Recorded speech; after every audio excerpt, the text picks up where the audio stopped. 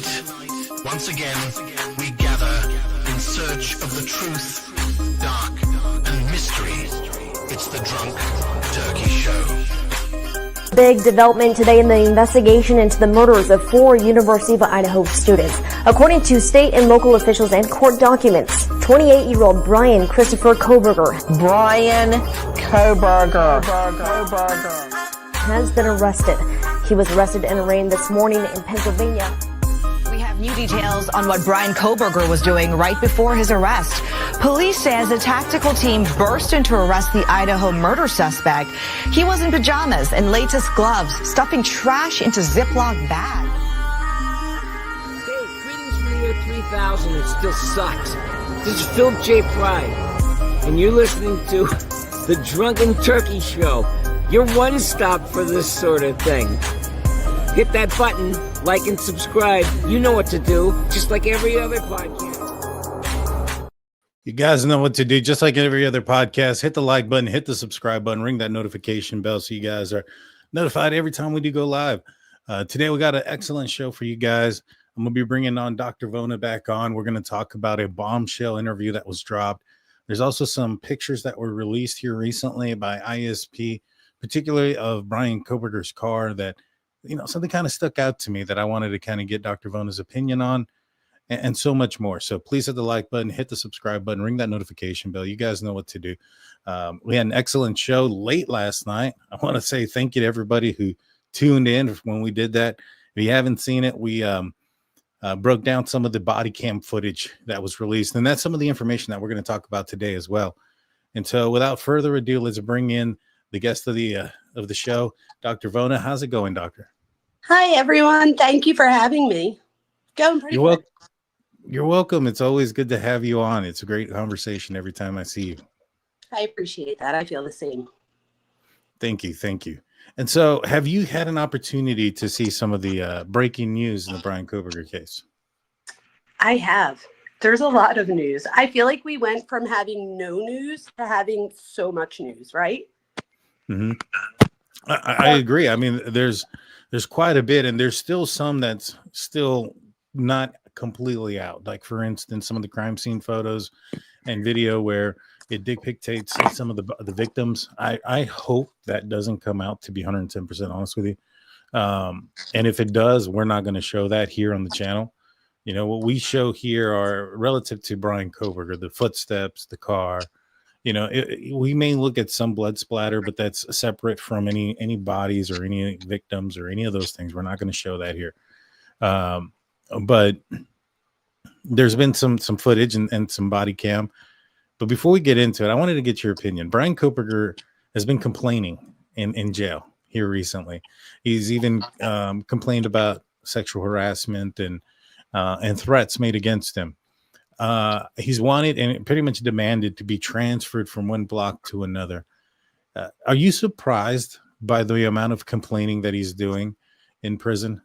No, I feel like it just shows the entitlement that we've talked about before. So he feels like, you know, and I don't know if it's just him or if it's like, if he's just doing like his rights. But did you see the thing about his meal? And he's like, I didn't get my lunch and I want it right now. And I'm like, that is so entitled. Like, can't they tell you in jail, like, this isn't supposed to be fun? I don't know. He just seems so entitled. I agree. He does seem entitled. You know, to me, it was almost as if the sense that I got is that this guy's going to try to be a little pain in the rear end until he starts to get his way, because I think that's what he's done with most of his life. I think he's become a pain in the rear, whether it was with his work, professors, his parents, and through tantrums or whatever the case may be to get his way. And that's kind of how I felt with this, that he's just going to be narking and doing all these things. But isn't that a little dangerous, you think, to be telling on people by name in prison? Oh my gosh, 1,000%. The fact that we all on YouTube know the prisoner's name that he called out just seems so dangerous to me. I can't even tell you. So it wasn't even that he's just saying that the prisoners are harassing me. He's literally saying like Daniel, Jamie, like, I'm like, what is he thinking? Like, I don't know, but I think he's doing himself such a disservice. He has to live with these people for the rest of his life. Yeah. Peru is the guy's name that Peru. He outed for some interesting activities that he wanted to do with Bryan Kohberger. that happened to do with being a pain in the rear. And That's right. I feel that in the end, that's a very dangerous thing to do. He's in a maximum prison now. His contact's going to be limited to the outside world. He's not going to be walking around the halls and crossing somebody else's path. But do you think, and maybe you don't know this, I know I don't know this, but do you think that he could whine himself into another prison? Can he complain himself into another facility? I think he can act like his safety is at risk, and therefore it would be in their best interest to send him to another prison. The thing is, I think he needs to watch his step, because they're liable to send him to another prison where they're like, okay, well, be careful what you wish for type thing, and send him to a prison where he has it even worse. So I think he's like really playing with fire here. Don't you? I do. Now, there's one set of inmates or one inmate who is requesting that Bryan Kohberger get sent out to his prison out in Oregon, and that was the Happy Face Killer. Now, he's reached out to a lot of different people.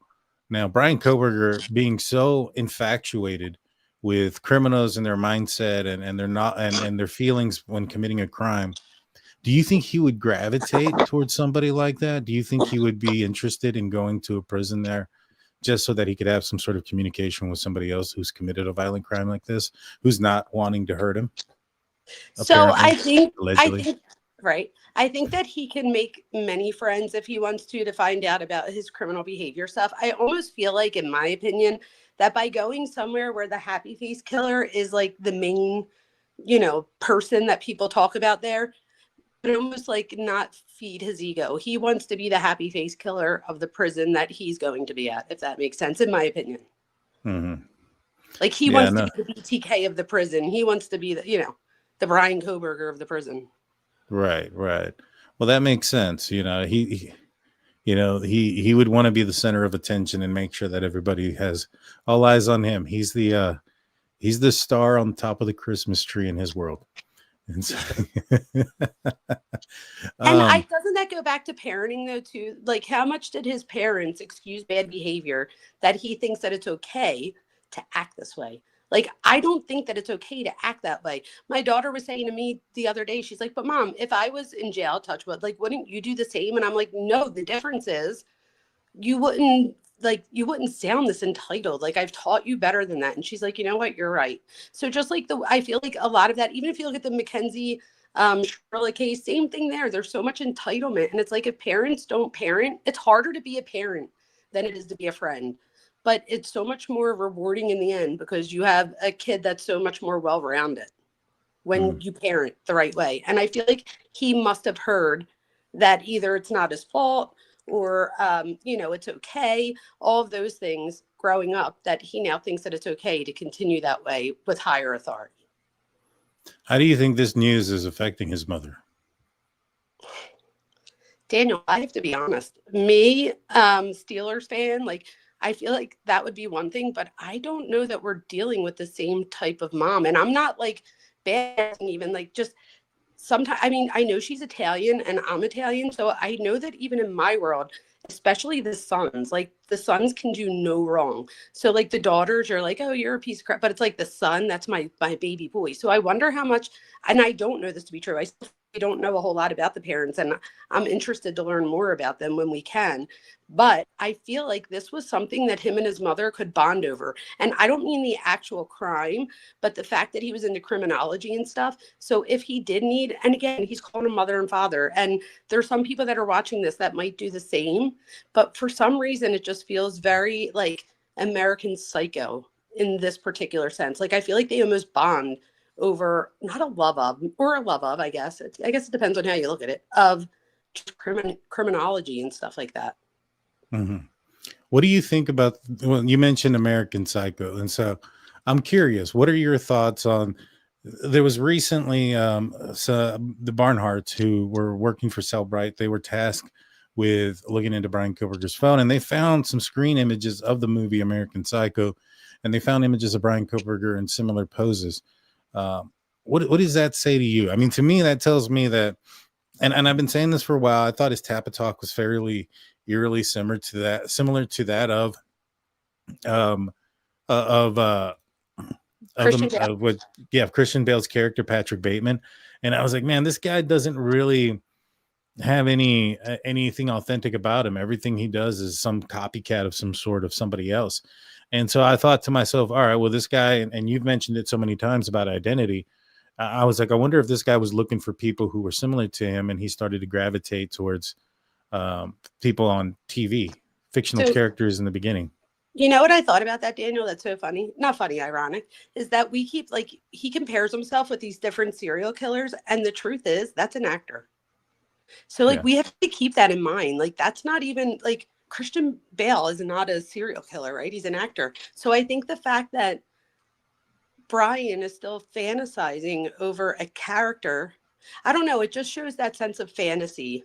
And like that blurred Well, line between fantasy and reality. so interesting thing. So he'd studied Danny Rawlings. He was the inspiration for the Scream films. And when it comes to American Psycho, the inspiration for that was Ted Bundy. So, but I would see him being like basking more over Ted Bundy. But the fact that he basks over even Christian Bale, it just shows that like there was somebody that wrote up that character. So that's like a fantasy thing to me. So I feel like it like feeds into my opinion that this has to do with identity, but there's a huge fantasy part of this, like a psychosexual part of this that's also going on. Yeah, to me, I think he definitely was envisioning himself as the Christian Bale's character, Patrick Bateman, but wasn't living up to that. You know, I think he thought that's who he was, that's who he wanted, and he was more of a creep, less charismatic, less successful in certain ways. Could it be that you were saying that the one is the movie Scream? Could it be that he wanted to like play the real life role, like almost the opposite way, where like Scream was based off of, like it was he's based now based. I don't know, but maybe he like made that connection there. Where I don't know, because I just think, and I'm like, this is like a fictional character, but I guess you could still identify with a fictional character. Well, I think that's where it would start, don't you think? I mean, it would start with the fictional characters, with TV, with music, and That's things true. of that nature. And then as he progressed and he had access to things like in criminology in college, and then his fixation started to go into more realistic, real persons, kind of like what he's doing with his burglarizing and breaking in and things. It's an escalation over time that's leading up to the end result. But yeah, no, that was crazy. It doesn't seem he was, yeah, it's so crazy. And it doesn't seem like he was really held that accountable for those break-ins and things. So that goes to like that sense of entitlement, almost like he like has certain expectations, but it's almost as if those expectations have been met on enough times that he expects it still with his food and getting a B or whatever block he wants. Like he keeps like making these requests that I feel like would get laughed at where I'm from. Like people would be like, are you serious? Like, I don't know. He's like making outright request, in my opinion. Yeah, no, he definitely is. You know, one of the newest things that have came out, and I wanted to show this to everybody, and this was something that I got to thinking, and one of the theories that I had was that the bolo really freaked him out. You know, when the bolo happened up until that point, he was searching for another knife, not necessarily a replacement in case somebody came knocking. I thought he was going to try to do it again. I thought he got away with it. I think he thought that all these things where he was being charming, he was talking to people, he was going to the doctor and being remembered because of how good of an attitude he had in this, that, and the third. So he was really like on cloud nine. And then that bolo comes out. And I noticed this picture here, and this is from the recent documents that were dropped. And as you can see, this is his car. But I noticed this in the front, and I couldn't help but remember that when he got his license plates in Washington, that's not there. That's not there. And this is right shortly after the murder. So my theory is, I want to say that I've been thinking that as soon as that bolo came out, he wanted to make his vehicle unique.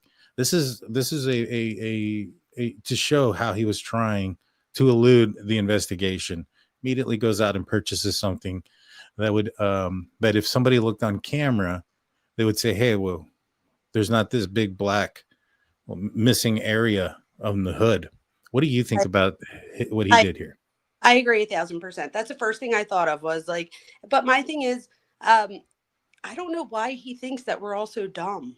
Like as if like they couldn't put, like, do you know what I mean? It's almost like he thinks like, oh, let me just get this piece and put it on my car. And that way everybody will think that that's not my car, not realizing that people are going to see through that. I think that's like the most, like one of the most interesting thing to me is that when you look at somebody with an alleged personality disorder, that's often common where they think that they're like getting over on other people, but we're looking at them like, huh? So that's not uncommon. Yeah. I was like, man, this guy, you're absolutely right. You know, you think this is going to trick people? Yeah. Then again, there was. It had to maybe trick his parents at some point, or they just didn't want to deal with him. So they just let things go. Because if he was, I mean, like, I feel like you probably hold your kids accountable. I hold my kids accountable when they do something. So I feel like they already assumed that I didn't get over on my parents. I'm not going to get over on a cop. Where like, did he get over on his parents that much that he really thought that other people were also going to not see into it? And even maybe his parents did see into it, but sometimes there's kids out there where the parents just like wants peace in the house. So they just kind of are like, okay, whatever, just to make, peace in the house. But that's not always the right thing to do. It's harder to be a good parent. Yeah, I wouldn't be surprised if they were trying to make peace or just kind of like choose their battles, so to speak, but never actually fight any. And in essence, he probably thought he was getting over on everybody and that this was good enough and that he was smart enough to do anything. It's ridiculous. Mm-hmm. Now, I'm going to bring up a video that we're going to watch. This is going to be the interview that we've been waiting to see. And this is with the current chief of police in Moscow, former, I think he was the supervisor in charge of detectives at the time, and his name is Dollinger, I believe. And he talks a little bit about the investigation. And I wanted to get your opinion on a couple of things that he says and your ideas on some things, because I think some things just aren't jiving when it comes to what law enforcement is putting out there and what the information is coming back as, what the evidence is coming back as some of the there's some of these witnesses for Cellbrite. They're saying certain things that's not jiving with what law enforcement and the prosecution has said. They've kind of, in my opinion, watered it down a little bit. And I think I have an idea why, but I wanted to get your opinion on this. So without further ado, let's take a listen. In 2022, when the task force was formed to investigate the Kohberger case, what was your role at the time? At the time, I was our services division commander. I was at rank of captain, and that position oversees our investigative unit. What was the feeling inside the task force as far as whether or not you were going to get there, whether you were going to solve this thing? Yeah, the feeling, it was palpable. We were all on the same sheet of music. We had the same drive, the same fire in our belly. So let's go to the night of, all right? It's November 13, 2022. This happened in our house. We don't know what. What is the address of the emergency? 1122. Shortly after the call came in, and didn't expect to hear what I heard on the other end of the line, that we had not only a homicide, but we had a quadruple homicide. 4 U of I students were killed, and my initial reaction was disbelief. Heavy crime scene for you guys. Mm-hmm. Did you go to the scene? Immediately. So, Chief, we're here at the site. Obviously, the house is gone. Where was the camera that had that video and audio that ended up being so dispositive? It was on the front side of that house right there. This house here? Yep, on the other side. Pointing at the intersection? Correct. And that's, I would assume, how you knew a white Elantra was something of interest to put out. Just a 3-point turn that you guys captured on the camera. Bryan Kohberger comes up this driveway and parks in this parking lot, and then essentially surveils the victims from a vantage point up here before making his way. I don't believe this. Sorry about that. I don't believe for this to be the case, guys, to be honest with you. He's saying that Bryan Kohberger parked way back up here in this parking area. I personally think he parked somewhere along right here, maybe even a little bit further down. Now, the reason behind it, let me pull this off real quick. Who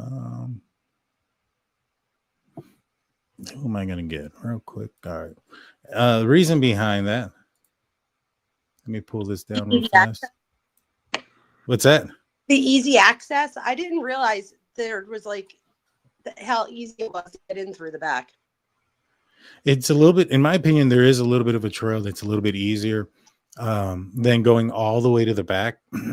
Now they're saying, and this is where I'm a little bit kind of leery of their understanding of the evidence, because they've had all this video, obviously a lot longer than we have.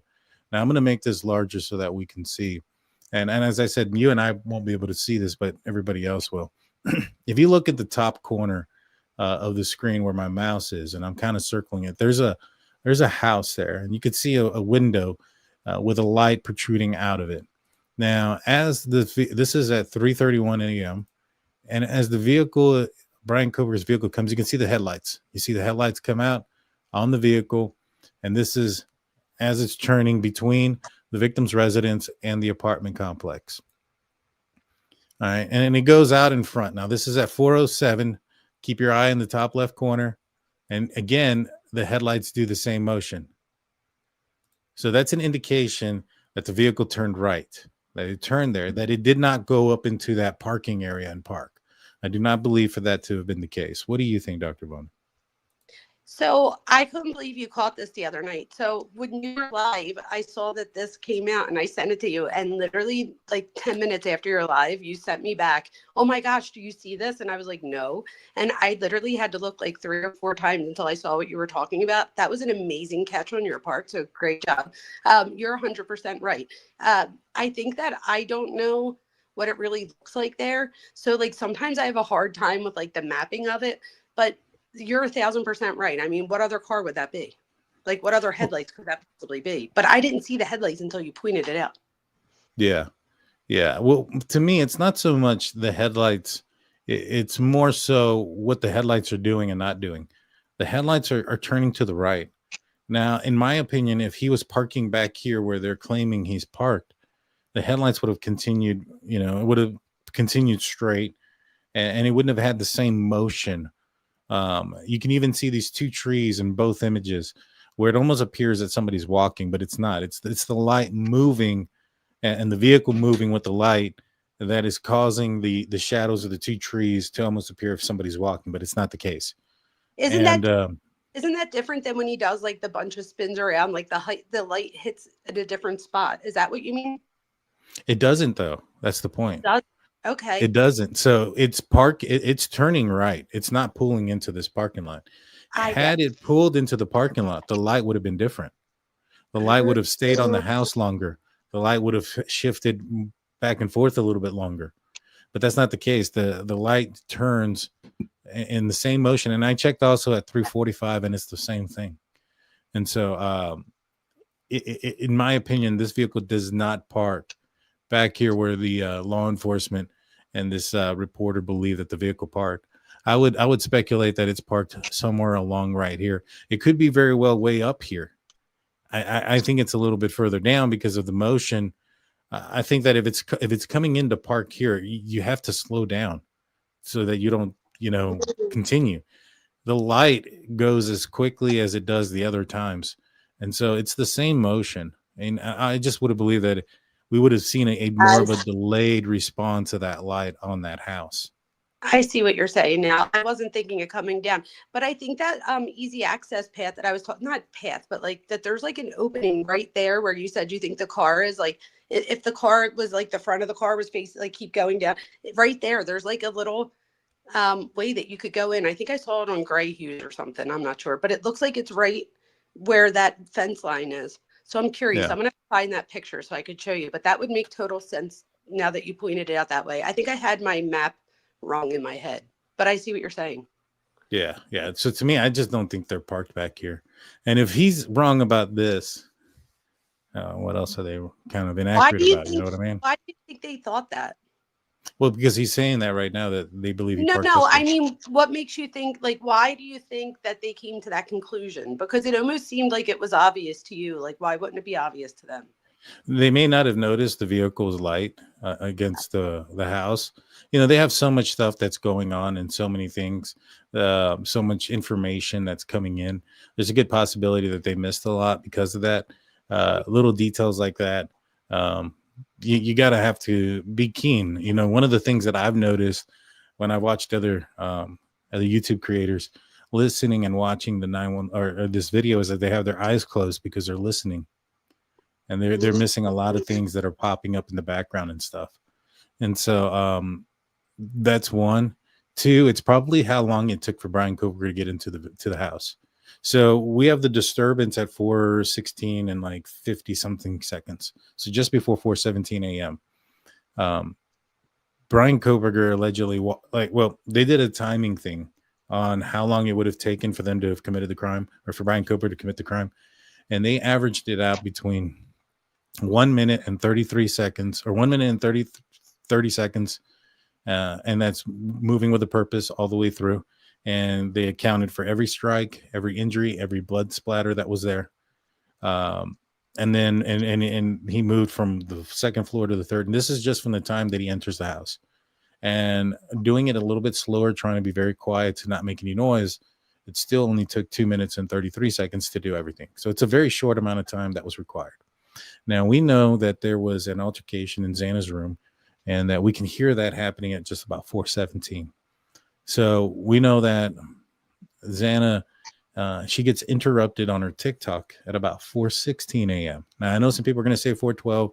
That's what the PCA says. There's a warrant that has come out afterwards from TikTok, dated April of 2023. Bryan Kohberger and the PCA were dated December 2022. And on that warrant from TikTok says that Xana was on her phone or on TikTok till 4:16 a.m. So, which makes sense, because if she's getting up and taking Murphy upstairs, interacting with Bryan Kohberger at some point on the stairs, or noticing him, turning around and running as fast as she can back to her room, that's not going to take a very long time.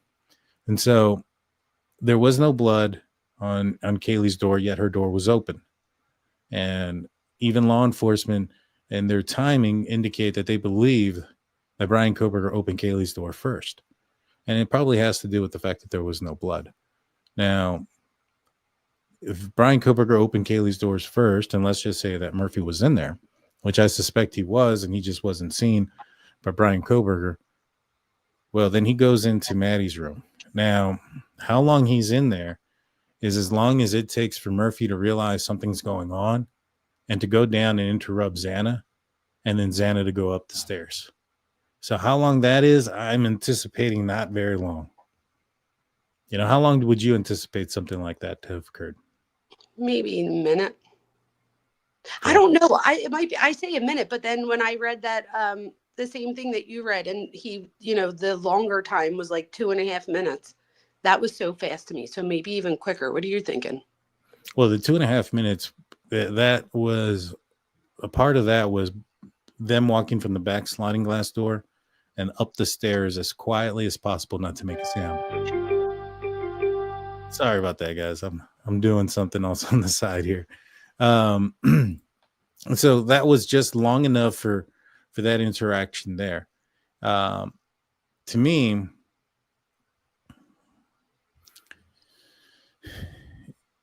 he was already up the stairs when he opened the door for Murphy. So much of that quietness from that 2.5 minute is gone. All right, because we're not factoring that. We're factoring from the time that he opened the door, how long it took Murphy to react, and how long it took him to get to Xana, and for Xana to go back upstairs. I anticipate it not being very long. Now, I know that Dylan says that she heard who she thought was Kaylee playing on the main floor. That's the second floor with Murphy. Now, the one thing that really bothers me is that in a lot of court documents, law enforcement has said a couple of different things that don't match up. One of them saying is that Dylan says she heard Kaylee and Murphy on the third floor. That is not what she said. She said on the main floor, which is the second floor, and she even said in the living room. Now, what I think she heard was Murphy being scared going down into her room, and she's trying to take him back. Now, what Dylan says she heard was what she thought was like, hold on one second. I need to stop that. There you go. Sorry about that, guys. I'm trying to mute this thing over here on the side, and it's not working for me. So what she heard was Xana probably trying to get Murphy to go with her. Murphy's probably freaking out saying, no, I don't want to. I don't want to. You know what I'm saying? Yeah, and she probably just assumed that it was Kaylee because it's Kaylee's dog. That's what I'm saying. That's what I'm thinking too. He's probably hearing the music and Kaylee or Xana coming up with the dog, thinking that's Kaylee. But what do you think about the fact that they got some of that in certain documents? They have it wrong. They say some inaccurate things. Law enforcement does. I think that that's crazy that they don't have that they don't cross their T's and dot their I's in some sense. Although I'm not I rely on you more for the cop stuff. So I was going to ask you, is it abnormal for them to get it wrong on like an initial report and then go back and correct it after? Like, is that abnormal? I just had a friend that was in an accident and they got it wrong on the whole police report, but then in the narrative, they get it right. So I'm like, is this a normal thing that happens? I was going to ask you that. I'm not sure. Do mistakes happen? Yeah. Mistakes do happen. To this extent, without it being very, you expect that these reports are going up some sort of chain of command, and they're reading them and understanding what's in them, and you would hope they have an understanding of the case and pick out things that maybe perhaps don't make sense. Because I'm just reading them too. I wasn't there. I wasn't part of the investigation. I'm just reading their stuff, and then I'm noticing that within certain documents there's inconsistencies, and I would ask the officers to get it straight. Like, what are you doing? Go back and listen to your body cam. Go refresh your memory, make sure it's accurate. Because it's too weird. It's not too weird. It's not right that it's so inaccurate at certain points. No, and it makes you wonder, like, did they do the right thing by pleading? Because I feel like Ann Taylor would have found all of this and might have been able to like sow doubt in at least one or two people's heads, and that would have been a travesty in that case. So I do think that this would have totally went against them had they gone to trial, because there were a lot of inconsistencies. Yeah, there definitely was. And like one of the other things too, like if I was Ann Taylor's lawyer and I was like, hey, if you think that the person that committed this crime parked back here, then that's not the wide and launcher, because the wide and launcher turned. You know what I'm saying? That's how you start to pick holes in cases. That's what you would have to say in this scenario right here. And it's I'm glad that I'll be honest with you. Like I've come at first, I was not pleased with the plea deal, because I felt like the families they didn't really represent what all the families wanted. And I thought also that maybe perhaps they could have gotten more out of Bryan Kohberger, for instance, like the location of the knife and things of that nature. So I was a little bit not upset, but I didn't like the move because of those things. It seemed like they folded too early. But now I'm kind of glad that they took the plea deal as quick as they did, because I'm a little concerned if this would have gone to trial. Yes, that's how I feel. Totally. I totally agree with you. Let's continue this. Down into the back door. Correct. And these trees are a lot thinner. You see, they come way over here, and that's just not what the car did. The headlights don't show that. And from here, you were looking right down through these trees into the second floor of the home. And those sliding glass doors that were not locked. Correct. We did have information, obviously, at the onset that we thought he'd come in and out from the back door. Right. We had the back door was ajar when we arrived.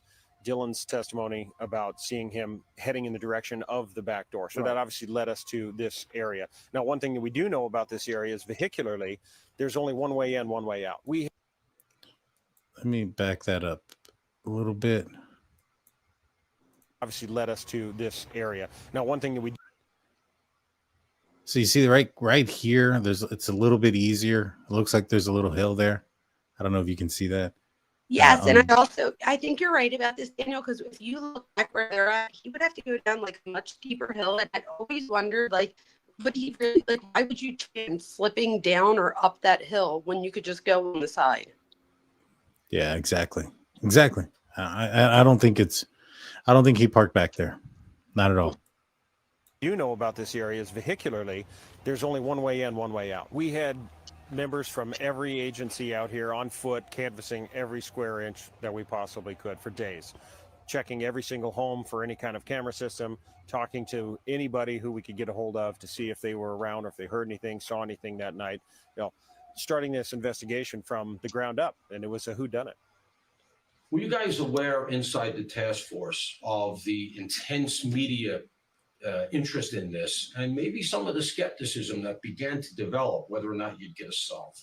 Well, that was one part of this investigation that we certainly weren't ready for. Didn't think it was going to happen. None of us thought that this would turn into an international media event, and it caught us off guard. There's a lot of speculation online and elsewhere regarding what occurred in the house. Do you think they played a role in why there was so much media attention? Do you think that the actions of law enforcement played a role as to why it became so publicized? In my opinion, no. I think it had more to do with America finding something in one of the victims that they identified with, whether it be that they had a kid that age or a college student or they were a college student. So I think that, and it's just scary, right? When there's somebody on the loose that hits a college town. Every other college town in America is going to be like, are they coming for us next? So in my opinion, it probably, and this is just my opinion, had to do more with that. However, these are the reasons why you have to cross your T's and dot your I's, because like he said, he never was expecting it to be like a world thing, and it was. So now you just look bad that you have so many inconsistencies. That's true. Yeah, I didn't think about it that way. I thought, obviously the mystery behind it, it's a whodunit in the beginning. But, once they caught him and things were out there, there's a lot of cases that once the person is caught and they've been arrested, that the publicity isn't as high anymore. I think I know. Carries a little bit, but not as much. Well, I have an opinion on this, right? So a lot of times when we see criminal investigations, the perpetrator is not often a doctorate student, right? That has like this is highly educated. Like, so I think to people, they're looking at it like, why would you go through all that school and then all of a sudden, or like, how did you get through all that school and nobody's seen this and you were a psych student? So I think a lot of it was the mystery behind it and the curiosity that other people had at like, why didn't, Dr. Ramsland, for example, see this before or why it was occurring. And I'm just saying what other people have been saying too. But why don't you, looking at everything that we've seen out of Bryan Kohberger, why do you think that Dr. Ramsland didn't pick up on him? I don't know, Daniel. The only thing I could think of is that it was COVID and she didn't have as much. I'm trying to, you want to give her the benefit of the doubt. I do as another professor. So, all I could think of is that she had him more online, but she had him for 4 classes. And my thing is, it was so clear to the people in his doctorate program. I don't know why it wasn't so clear to the people at DeSales. So that is a little bit concerning. Because there was reports that Bryan Kohberger would stay after class to talk with Ramsland. So then he did. Oh, I don't know how true they are. There were reports in the documents, and I think it was also maybe in the Dateline. You're right, and he did the crime scene house, so he had to be in person at some point. So I don't know, Daniel. I'm trying to give her the benefit of the doubt. I honestly don't know, because at first I came on your show and as a colleague of hers and spoke on behalf of why I thought it might, pass her mind, because maybe, we have a lot of students. There's just so much into it. However, there's so many complaints in his doctorate program that I just don't know how there wasn't even a little, like, where, or was there complaints and DeSales just didn't say anything? I'm not sure. Like, even with his Reddit survey with the DeSales logo, everything, like, did they drop the ball? I don't know. I tend to think they did. I think a lot of people did. I'm trying not to say that because of my job, but it is what it is. I don't know how they didn't see it when it was so clear in his doctorate program. He couldn't have changed that much. No, even if they were aware of his Reddit survey and they were aware that he didn't get to use it, and yet they, I don't know, they still didn't find it odd. And they still backed it. They're like, oh, it seems normal to the normal, to the outside world.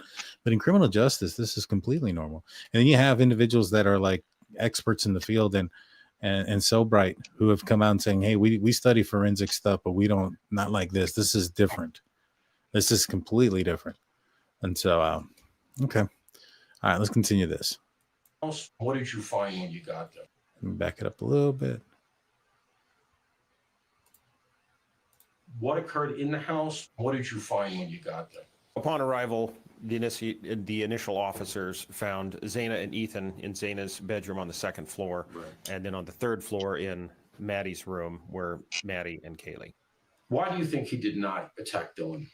Again, that's just pure speculation. We just don't know. Did he see her? Definitely. From her recollection, if I recall, she did say that they looked at each other. Their eyeballs met. Correct. And yet he walks right by. Correct. There's all this speculation. Why didn't she call 911? Am I wrong in saying that even had she called 911, there was likely nothing that was going to be able to be done for the victims? That's correct. Dylan gives the description, and it's a pretty good description. It ends up being important, I believe. Body size, shape, body type, bushy eyebrows, balaclava. Was her description not an important piece of the puzzle? Certainly was. Yeah, it was helpful. And then once we identified the suspect, those details that she was able to give did match. There's some recent reporting that Kohberger was heard by Dylan literally saying Kaylee's name during the attack. That would argue, obviously, that he knew who was in the house by name and that there had to be some kind of previous contact. Is that accurate? Did the task force hear this? Not that I can recall. I'm not quite sure where they got that report. So when they ask him the question, he's nodding yes. And he's not that I recall. To me, it sounds like he's lying. I think he's lying. I think he's maybe unsure, but I don't think he's truthful here. What do you think? You might be giving him too much credit here. He literally seems like he doesn't know. I feel like if he did know and he was lying, at least that would show more competence that he knew.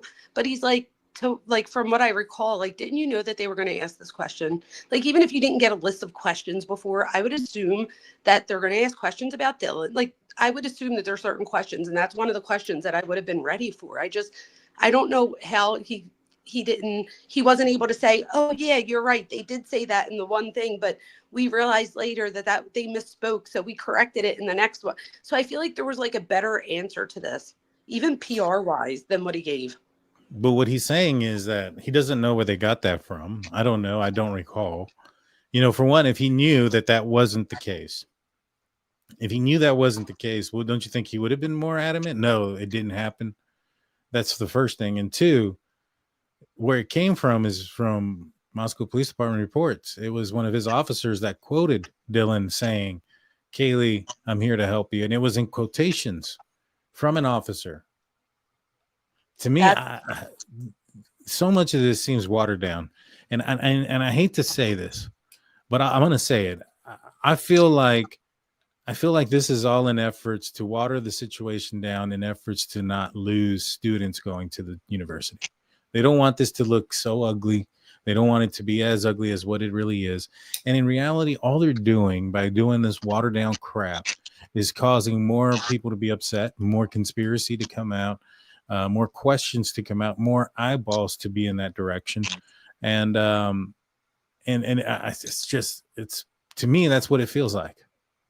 1,000%. And in a college community, people have to understand that literally when they say a college town, the whole town is the college. So where I went for my doctorate, it was in a college town. So everything in the entire town ties back to the college. So absolutely, it would be my opinion as well that something has to do with the college here as far as them not scaring people off. But at this point, Daniel, they should have saw that their numbers didn't go down. So I think that parents and even students would respect more the truth. Like, yeah, that like you were saying, me and you knew that there was a discrepancy here. Why didn't he? Like you were saying, it's one of his cops. Like, shouldn't he have known that? We knew it. Yeah. Yeah. No, you're absolutely right. You're absolutely right. And he was the guy that was in charge of detectives. So he would have been one of the guys that would have had to have read all the reports and approved them. Yeah. And he probably should have read them before he did the interview. Yeah. If you go back when he's asking, he's nodding yes, then says no. It's weird. It's a weird interaction. Was you this? Not that I can recall. I'm not quite sure where they got that report, but that doesn't seem accurate to me. So you don't remember hearing anything about him saying the name of Kaylee or any of the girls? Correct. The only thing that I believe was reported was that he said something. Someone heard a voice say something along the lines of, "It's okay, I'm here to help you." Why this house? Why these girls? Someone heard a voice. He doesn't even know who heard the voice. That looks so bad. That looks All so I know bad. is someone heard a voice. Yeah, that looks so bad. Like, how did he not? And again, even if he doesn't know the answers, he's making himself look bad here by acting like he doesn't or just leaving it more nuanced. I think, like you said, that just breeds conspiracy theory when people don't know. Just be honest. And like you said, it's not abnormal for people to make mistakes. Just say that. Yeah. And that they corrected the record after multiple interviews. Don't they always say too that people more likely when they lie, they stick to the exact same story? So if anything, this would just go into the fact of what we always say about people that tell the truth, that they don't always get the exact details, the exact same every time. So I feel like America would have understood had he just been like, look, this is what happened. Yeah. Yeah. Well, it does seem like he don't know. And you're right. I would have assumed that he would have thought that they were going to ask him this question and he would have found out earlier. And for him not to know where that report came from multiple, I think it's 2 different places in 2 different documents. One says that Kaylee, I'm here for you. Another one says that she heard a voice tell somebody that he's here for them. And I was like, oh, okay. That was the first time I heard it. The first one I read it was in that manner. And then I think it was like page 70 something. It was Kaylee, I'm here for you. And I was like, well, there it is. There it is. Hold on 1 second. I know this is going to go off in a minute, but I'm trying to stop the ding noise that keeps going off. I apologize for that. In the end, like I said, to me, this screams trying so hard not to make the university or the community look bad, and trying to like what they did with the house. They thought it was a black eye to the community, and they wanted to demolish it. And they did. That was at the hands of the university. And one last thing, I've recently found this out. Apparently, Payne, lead detective, now works for the University of Idaho. Mm-hmm. I don't know if that, I'm assuming he got a big position raise or a position increase. What's that? So did Chief Fry, right? Well, Chief Fry moved to a different department. I think he's actually. I'm not sure where Chief Fry is, but he retired from Moscow and then he did start somewhere else. Yes. I think it was the same place if you look into it. Interesting. I wouldn't be surprised. I mean, they got somebody, they got him fast, and there wasn't a trial. And so I'm sure the universities are happy with them, because if there was a trial, that probably would have looked even worse. All right, let's finish this off. What do you any theories from the task force? No, we weren't able to track down any connection. None whatsoever. None. Including online. Correct. Now, our investigators dug very deeply into social media and all of the potential avenues and all of the tips that we got pointing towards that, and we're never able to establish a connection. We did find, once we got his devices, that he had been routinely wiping them and using programs to do such. But in all of our other dives into all of the social media of everybody involved, we weren't able to find any kind of a connection. Everybody wants to know. Everybody wants to know why this house, why these kids, and we just don't have that information, and I don't think we ever will. All right, let's bring in Fox News contributor Paul Moore. Do you think that if they found the reason why, that, or the reason, if they put out the why, if they knew it, that potentially, like for instance, if the why was because they were sorority girls and he was an incel, do you think they would try to hide that so that it wouldn't look like, all right, there's somebody who's attacked college students because they were college students? Well, I do think that it's in the college or the university's best light not to be the Chi Omega of the, you know what I mean, of their generation. So I do think that there is something in saying that they want to protect themselves as a university. But at the same time, by doing that, are you really protecting students when you're not being completely forthcoming? And our thing is here, he might be forthcoming right here. It might just be that he doesn't know the answer to any of these things, which is just as bad, if not worse. So like they might be making themselves look worse than had they just been like, look, da da da da. I agree. I definitely 100% agree. I think they definitely are making themselves look worse. You know, to me, it feels like we're all adults. You know, everybody's an adult here. This is an adult thing that occurred. You know, doing this trickling thing and hiding information and not coming out with everything. And even doing interviews like this where they're like, we found no connection, there was no digital connection. And then you have somebody like the Barnharts that come out with Cellbrite that we're going to be the star witnesses here, say that, whoa, we didn't find, obviously we couldn't find a connection while, before the murders, because he successfully cleared out all of his data. There was he could have been following them, watching them, stalking them on social media, but they don't even give that possibility of that being a possibility. And they can say, we know for a fact that afterwards there was a lot of searches and a lot of saves of the crime scene, of the crime itself. He had a lot of news clippings saved. He had every press release saved from Moscow. Like, those things, in my opinion, are kind of important. And yet they failed to mention those things. And like I mentioned before, to me, it seems like they're trying to water it down. Yeah, and I think that the investigators that did that couple, I think that they should, had they just had them answer questions, they would have done themselves a favor, because I think that they do what I think it is that I'm trying to say that they should have done. Like, they'll say to you, we didn't necessarily find this, or this, but then they explain that it's because by the time they got him, 6-7 weeks later, the data from 6-7 weeks prior had been written over. So I feel like if you just give the public an understanding of why, instead of just saying, I don't know that we're ever going to know the answer to that. I feel like there's a difference there. Like, at least with the couple, I now know the answers to some of the things. Even if I don't know the answer, like he's saying, for sure, at least they're telling us why we don't know for sure, because by that time, that information was written over. They say, however, by looking at the stuff that we could see, this is what we deduced. And I think that anybody in that situation, it's kind of like the stalking / surveilling thing, how we had to technically call it surveilling.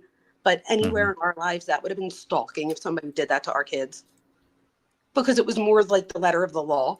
But I think, again, there was a way to tell people that too. Like, look, you guys, I know you're saying stalking, but as far as Idaho law, we have to call it. But like, they didn't even go that far. They just said, we agree there's no stalking seen in the case. But what about the surveillance? It's just disingenuous.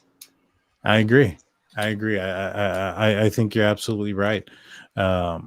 And it's frustrating, and it seems like they're lying, and it seems like they're withholding things, and they make it seem like Bryan Kohberger was smarter than he probably was. I agree with that. It's frustrating.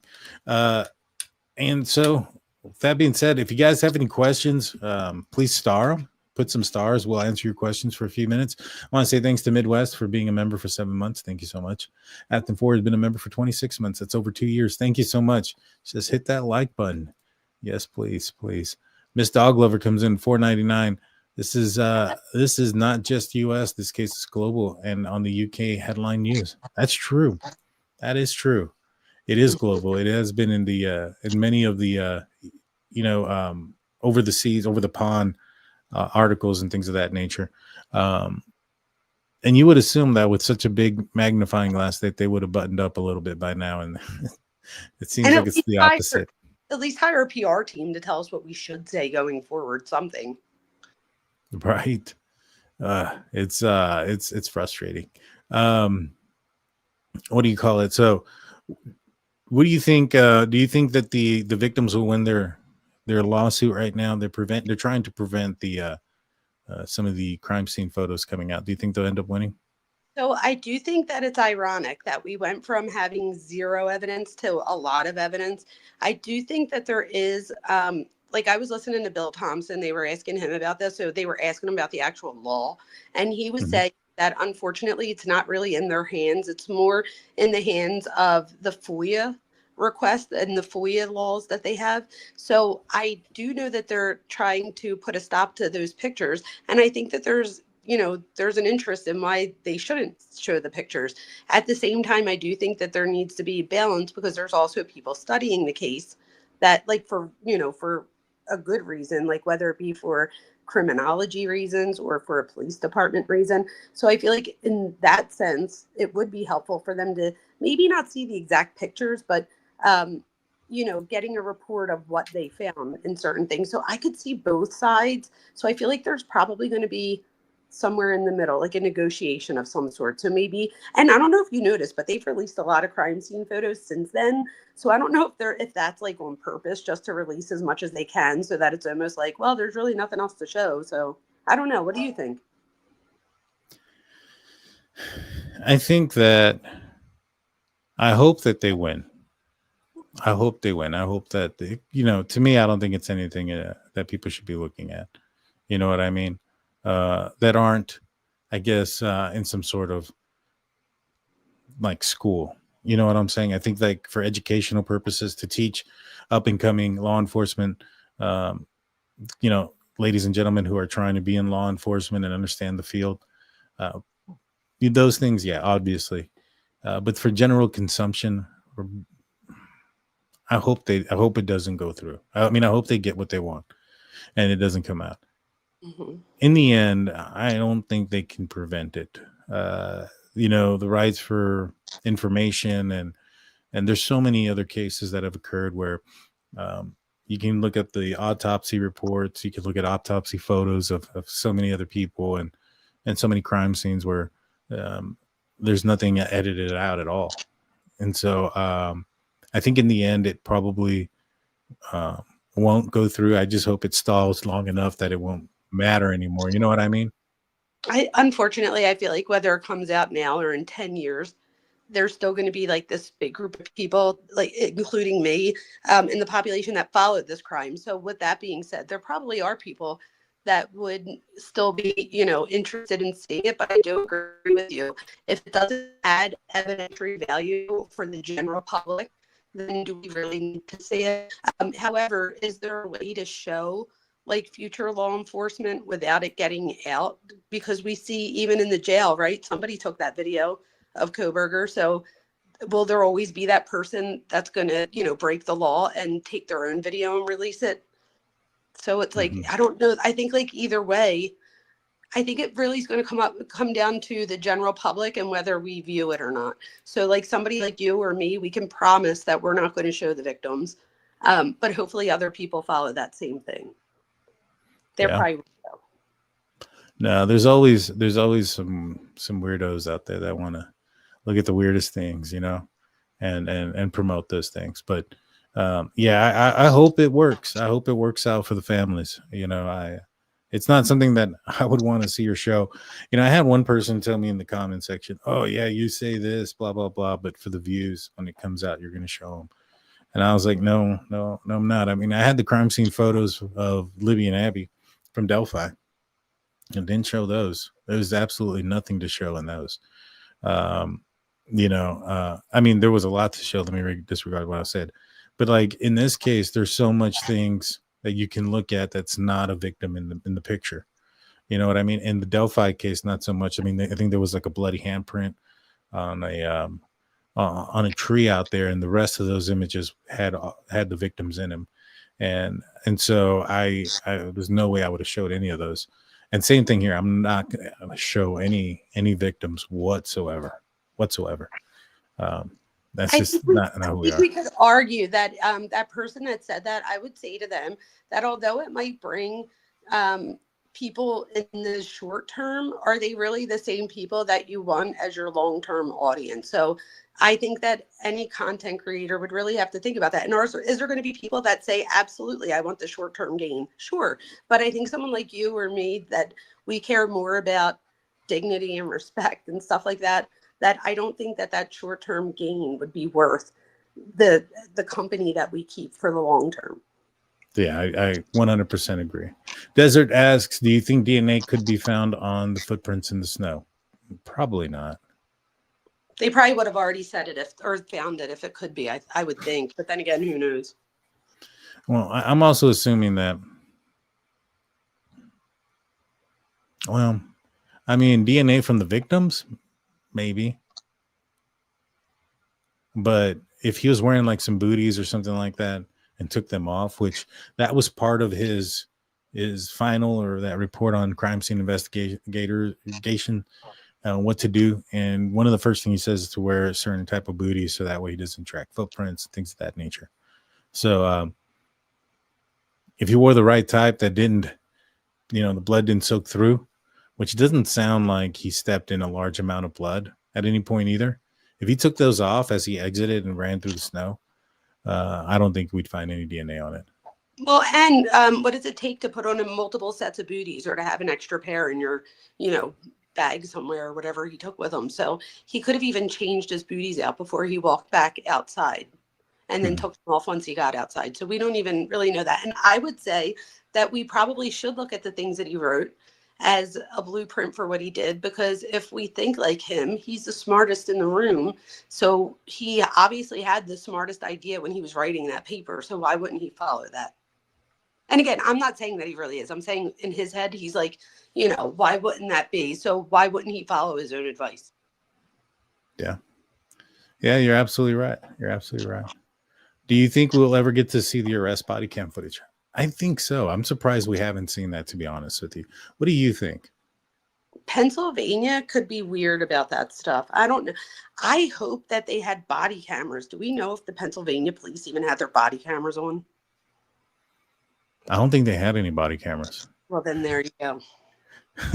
But then they had a feed. They did have a feed, though, because the two investigators, Payne and Gunderson, I think, or one of the other ones, were watching a feed from like 30 minutes out.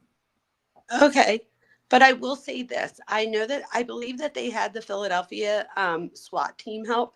And I know that our SWAT team in Philadelphia, they were picked out of like a couple of cities in the nation to wear body cameras for like in the very beginning when they were first a thing. And ever since then, we hear nothing about them anymore in our city. So that's what made me think that they probably weren't even wearing them to begin with. So how much are we really going to get? But like you said, if there's a feed, I would assume that that's probably somewhere in evidence, but I wouldn't be surprised if Pennsylvania is like, no, we ain't got that. Like we got rid of it. That would not surprise me. Well, if you have any connections in Pennsylvania, send them my way. I'd be interested in seeing if we can get that. Natalie comes in. I'll tell you my connect when we hang up. I'll text you my connect. I think you'll be pleasantly surprised. Well, there's a thing called 12 degrees of separation. I found out a lot of information because of that, because I've known one person who knows another person, and somehow information gets to me. Natalie comes in with 1999, and let me move some things over real quick, guys. I need to put you guys on the big screen so I can read the comments, because if not, it's too small for me to see. Seems like the prosecutor and law enforcement are downplaying all they had against Bryan Kohberger in an effort to calm the masses and from further outrage about the plea. Less evidence, the more we'll concur with the plea. That's a good possibility, because that's kind of how I feel. Don't you? Yeah, that was a really good comment. As you were reading it, I was like, that's definitely a possibility. Sure. Because they want people to see it their way, because like you said, there's a whole university at stake here of students and stuff. So there is like an interest for them. Mm-hmm. So this comment, yes, I agree. And then a Serious Black comes in with $5 saying, please hit the like button and get this out on the streets, Turkey Nation. I love it. Thank you so much. Yes, please share this. Share this wherever you can. I'd appreciate it. We can get the views up. That would be great. Yes, thank you, Michelle, for reposting the stream. Appreciate that. That's awesome. Let's see. Do I have any more questions from here? Well, I think that actually might do it there for us, Dr. Vona. Do you have any final things? Do you have anything coming up on your channel soon? When are you going to have me back on? Oh, well, whenever you would like to, I would love to have you back on. So we'll plan it when we hang up. I'll give you a little bit of time to get your fantasy football in, but then I'll text you and we'll plan a time. But I will say to everybody out there, so people were following my whole thing about getting demonetized, which just so you guys know, I don't know, but I did a policy thing. I did lose my appeal, and ChatGPT even told me that once you lose your appeal, there's nothing else you could do. However, I went through all of the policies and I fought it on like an academic level. I put my Bryan Kohberger hat on and was like, and I somehow have all my stuff back. So I'm not going to mess with that. But in the meantime, I lost like half of my members because they didn't they took it off to where it didn't renew. So there's probably members that I have that don't even realize that they're not going to be members in a day or two. But I would just ask people if, to please just come over and check me out, give me a chance. It was because I think they didn't know that I was the person reposting. So I was reposting, I think it was like 2 of our lives. So like tonight, I didn't stream it from my channel, but I know what I'm going to do now. When you send me the video, I just have to go in and edit it a little bit more so that it doesn't look like I just reposted it. And that was my mistake. I just reposted it without putting anything in there. So I could see why they thought that, but I could see why I won the appeal too. So I would say to people, watch out, probably do something tomorrow or Sunday for a little bit. I want to get into the Mackenzie Shirley case again. There's so much stuff that we found with her text messages. So if you guys are following that case, look out for it tomorrow or Sunday. Nice. And yeah, I'll send you the broadcast here in a little bit. If you want the other ones, I know we didn't send the last one because we were kind of unsure about the reposting. Let me know. I was actually talking to one of my mods about it because I was like, I think she got in trouble because she was posting the lives that we did together. And I was like, that's weird because I have complained about pro burgers that use my stuff, and I have filed complaints, and they don't do jack. And then the one time I don't do anything, and they never even asked me. It's crazy because normally I'll get a little thingamajigger, whatever you want to call it, and it'll say, "Hey, copyright infringement or something. Do you want to file a claim?" So it says in the small print, Daniel, that you don't need the other person. That's how they got me. So they didn't need you to say that it was a copyright because they caught it, or their algorithm did. That was good enough. So it's kind of like saying you could say that you want to press charges against somebody, but that's not enough. If you want to drop the charges, the state's like, tough, we're still charging the person. So it seemed like that type of thing. However, just so people know, there is nothing in the policy that says, because if you guys remember, the reason I did that was because for a couple times when we would dual stream, and we haven't dual streamed since, my mic would go out and stuff. So then we would have an issue, and then we would have to stop my dual stream, and it was just a big mess. So I was like, let's just do it this way. No big deal. So in the policy, it actually doesn't say that you can't repost a stream that you did because it wasn't like you weren't confident that the live stream was going through. So I think that's what won my stuff back. But watch, it'll be in the newest policy. So I apologize for that one. I'll probably be part of the policy. Well, I appreciate. I'm glad that they were able to reverse everything. Thank you, Tony D, for your $9.99 saying great show, guys. We appreciate that. And with that, guys, go check out the Minds Behind True Crime with Dr. Vona. You won't be disappointed. It's a great channel. You'll often see me in the live chat, especially if it's about the Bryan Kohberger case. I'll be in there sometimes. So go check it out. Consider joining our channel, becoming a member. If you do so, I'm going to post the link right now in the members only channel playlist for posts. The Discord link, so you can become part of the conversation on the Discord, where we have multiple conversations. We share a lot of information that's going to come out on the channel before it actually comes out. It usually comes out there. So make sure you go and if you can, become a member. If not, hit the subscribe button, ring that notification bell. I'll see you guys next time. It probably won't be until, well, Sunday I'm leaving. I'm going to be out of town, and tomorrow I'm going to be back and forth all over the place with my father and work. So it may not be till Monday. So until then, we'll see you next time. Peace out, guys.